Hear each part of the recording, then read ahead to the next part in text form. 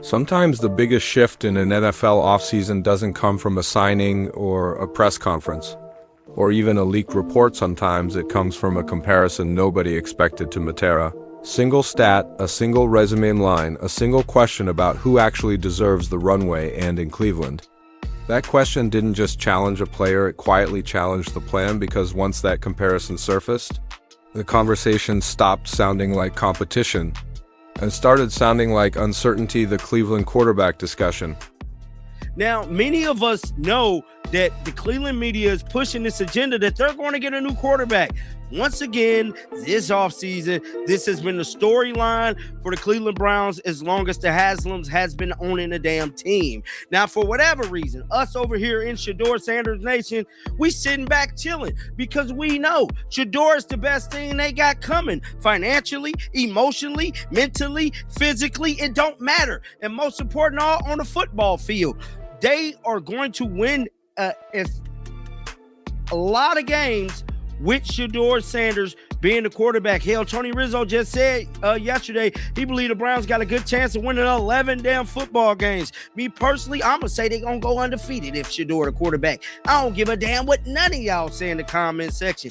Has been pushing in regards to this whole situation involving Malik Willis. So if you guys don't know, Malik Willis, the backup quarterback for the Packers, who came in for Jordan Love, and he looked it decent. He looked it all right. I just got to keep it real. Now, do I feel like he can beat out Shedeur? We don't know yet. Competition is always good. People been getting in the comment section, John, man, you don't ever want Shedeur to compete. He shouldn't have to. Drake Maye ain't got to compete. All these other damn quarterbacks ain't got to compete. How come when it comes to Shedeur?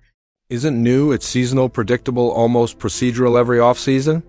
The conversation resets, new names circulate, old expectations resurface, and the organization finds itself evaluating timelines instead of talent. But this year, something slightly different entered the conversation. Not a blockbuster rumor, not a coaching change, not even a public disagreement, just a narrative shift. Report suggested Cleveland might explore options again at quarterback, a familiar storyline, a familiar tone, and then one idea surfaced, that a potential move for Malik Willis could represent stability or depth for the room on the surface. It sounded routine, teams evaluate backups, teams explore value, teams hedge, but the reaction wasn't routine because the discussion immediately collided with another name already in the building conversation.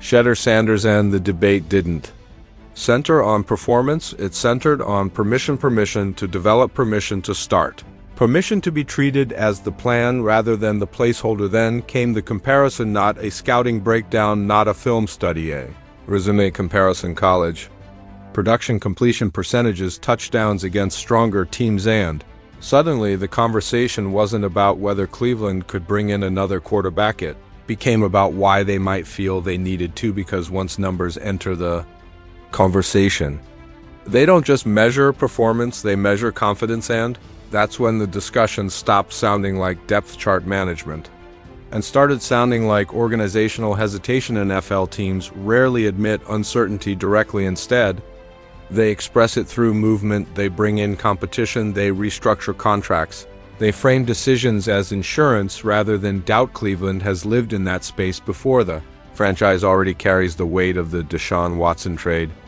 and contract, a decision that reshaped expectations for years. And when an organization makes a move that large, it often becomes more cautious afterward, not more aggressive, more layered. That's how teams behave after major quarterback investments.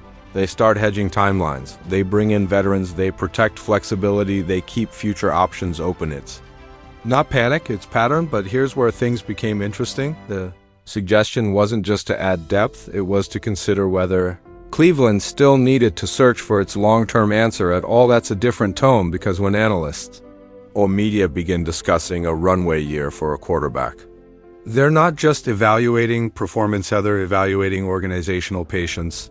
The idea floated was simple: give Sanders a season, let him develop, see what happens on paper.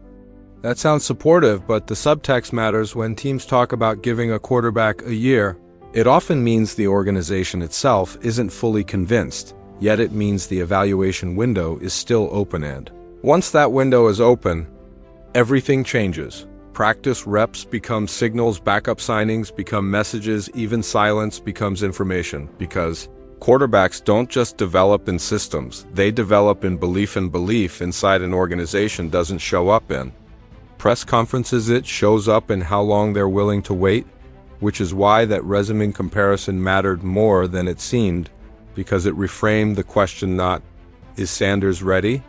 But why does Cleveland still sound unsure? And once that question exists, it rarely disappears. The most interesting part of this situation isn't who starts it.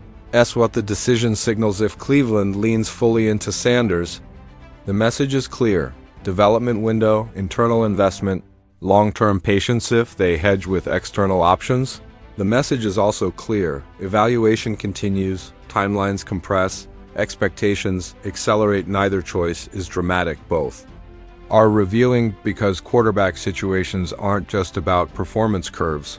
They're about organizational clocks, and Cleveland's clock has been complicated for years there.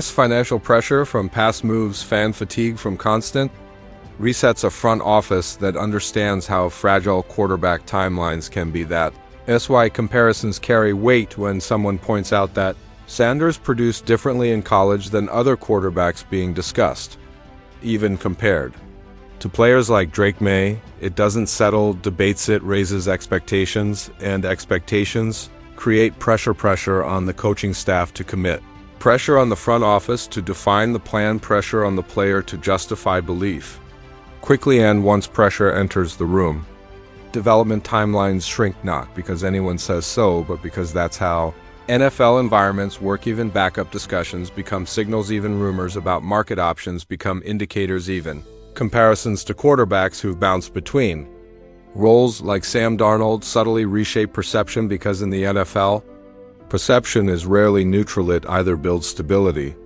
or erodes it. So Cleveland isn't just choosing between quarterbacks, you're choosing between timelines, between committing early or evaluating longer, between clarity or optionality. And those choices don't just shape the depth chart, they shape the room, because quarterbacks can feel uncertainty faster than anyone else in the building, which leads to the quiet question hanging over all of this. If Cleveland truly believes it has its answer, why does the conversation still sound like it's searching?